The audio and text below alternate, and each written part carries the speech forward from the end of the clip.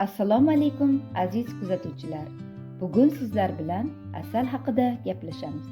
Asalning tarkibida 75% meva shirinligi mavjud.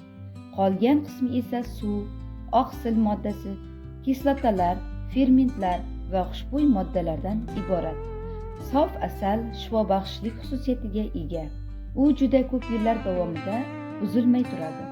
1 kilogramm asal 3150 kaloriya quvvatiga ega.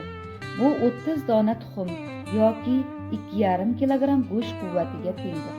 200 gramm asalning quvvati 180 gramm pishloq, 8 dona apelsin va 350 gramm maydalangan go'sht quvvatiga ega.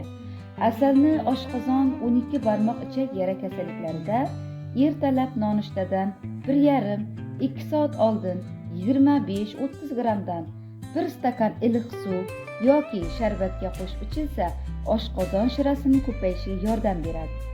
Azizlar, keyingi videolarda asalning shifobaxsh xususiyatlari haqida yana gaplashamiz. Yoqqan bo'lsa like bosing va menga obuna